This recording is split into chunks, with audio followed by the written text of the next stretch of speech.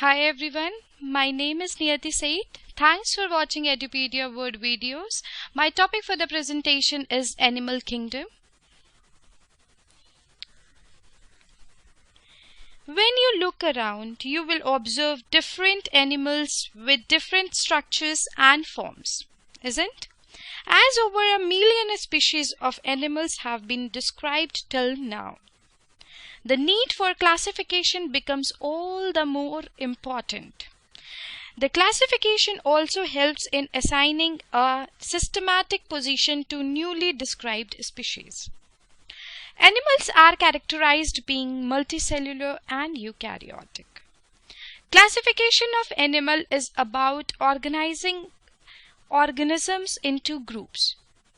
As you can see that they are arranged in groups. Members of a group have shared characteristics, or you can say that is common to all the members of that group, and it is this character that defines the group. There are about 1.2 million species of animals which are identified till now, and there are almost 9 to 10 million species of animals on Earth. This huge population of animals create importance for the need of classification. Classification helps in assigning a systematic position to newly described species also. Okay. Now come to basis of classification.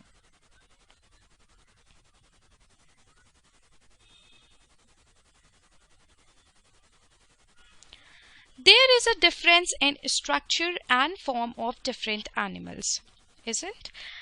There are a few fundamental characteristics that are common to various organisms.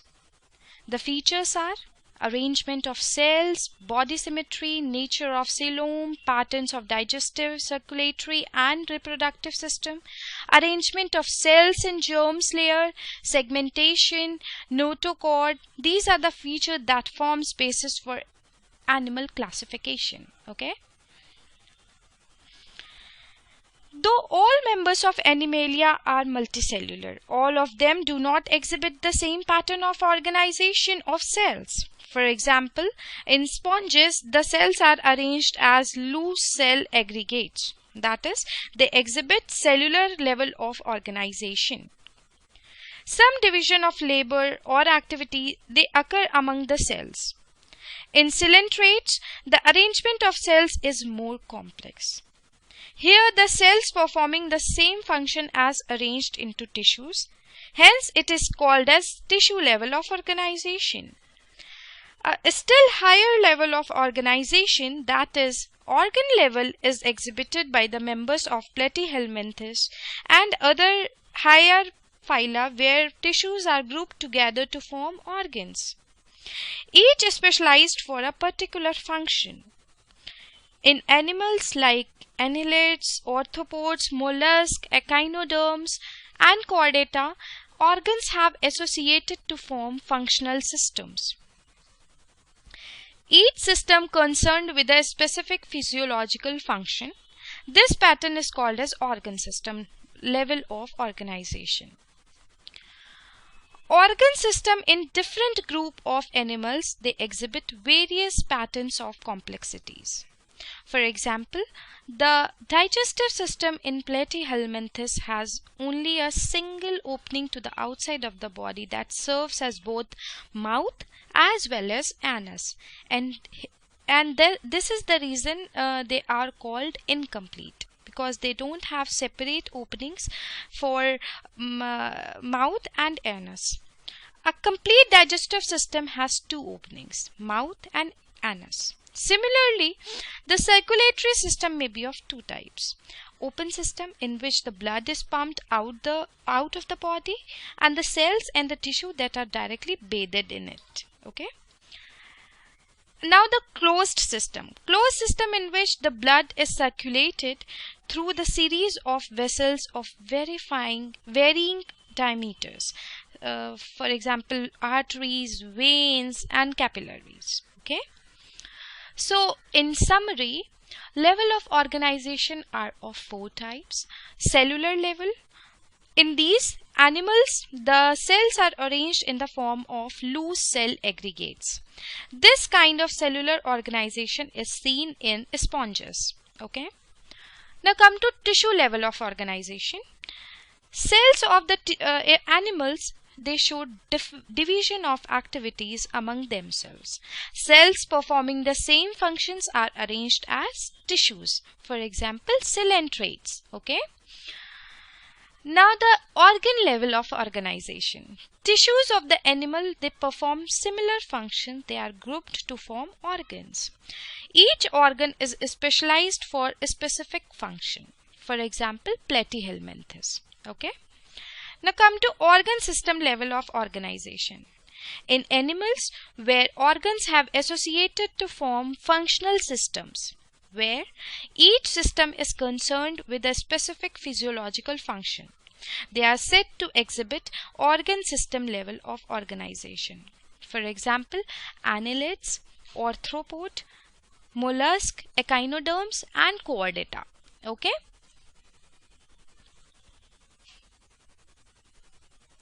Now come to symmetry. Symmetry, animals can be categorized on the basis of their body symmetry. Okay. The arrangement of body parts around the central point of line determines the symmetry. Okay. First is asymmetry. Second is radial symmetry. And third is bilateral symmetry. First, we will be discussing about the asymmetrical symmetry. Okay. Asymmetrical symmetry, they cannot be divided into equal halves through median plane. Okay. Or you can say that some animals cannot be divided into two equal halves along any plane passing through the center of the organism. Okay. Asymmetry is the complete absence of symmetry. For example, sponges. Now come to radial symmetry. Radial symmetry, animals are said to exhibit radial symmetry when any plane passing through the central axis of the body divides the organism into two identical halves. As you can see that it's dividing into two equal halves. So examples are coelentrates and echinoderms. We will be discussing about these phyla later in the later section of this chapter. Okay. Now come to bilateral symmetry. Bilateral symmetry, animals where body can be divided into identical right and left halves. They are said to be bilaterally symmetrical. For example, annelids and arthropods. Okay. See, you can see that only one plane can divide the organism. This is the bilateral symmetry and this is the radial symmetry. Bilateral symmetry, only one plane can divide the organism into the equal halves. For example, annelids and arthropods. Okay. Now come to body wall, or you can say that embryonic layer arrangement. Okay. Diploblastic animals. Body wall of animals are arranged into two embryonic layers, an external ectoderm and internal endoderm. Okay. Accordingly, animals are diploblastic or triploblastic. An undifferentiated layer mesoglia is present between the ectoderm and endoderm. Okay. Those animals in which developing embryo has three germinal layers, mesoderm in between ectoderm and endoderm, are called as diploblastic. Okay. So if we were to summarize it, then diploblastic animals in which the cells are arranged into two embryonic layers, they are known as diploblastic animals. Diploblastic animals have an external ectoderm and internal endoderm. Okay. The middle mesoglia is the middle undifferentiated layer present between outer ectoderm and middle mesoderm. For example, coelentrates, okay, or cnidarians. In cnidarian, C is silent, okay. Now come to triploblastic. Sorry, I missed out triploblastic, but I'm explaining here.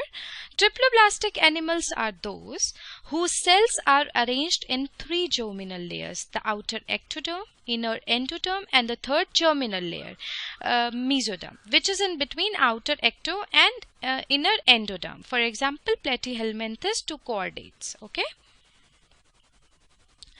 Now, coelom is a cavity between body wall and a gut wall by mesoderm. Okay, the presence or absence of a cavity between the body wall and the gut wall is important characteristic for any classification. Coelom is the body cavity that is lined by the mesoderm. There are three types of animals which are based on the type of coelom: coelomates, pseudocoelomates, and acoelomates. So, acoelomates, animals in which the body cavity is absent, they are known as acoelomates. For example, Platyhelminthes. Then comes the pseudocoelomate, animals in which the body cavity is not lined by the mesoderm. Instead, the mesoderm is present in scattered pouches in between the ectoderm and the endoderm. They are known as pseudocoelomates. For example, Aschelminthes. Okay. Now come to coelomates. Coelomates, animals that possess the body cavity which is lined by the mesoderm, they are known as coelomates. Okay. For example, annelids, mollusks, arthropods, echinoderms, and chordata. Okay.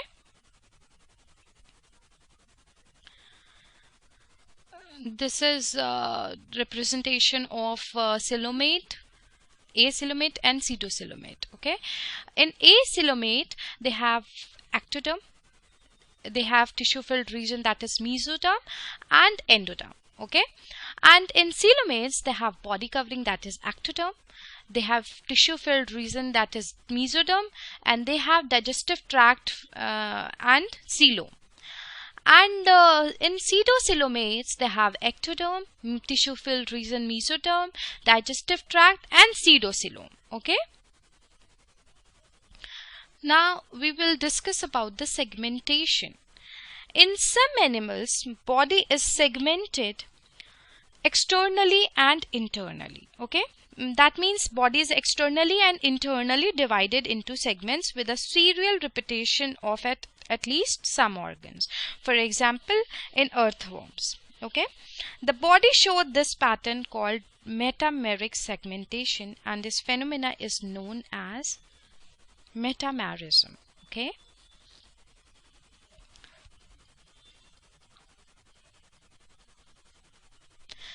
So, in summary, some animals, the body is externally and internally divided into segments with a serial repetition of at least some organs.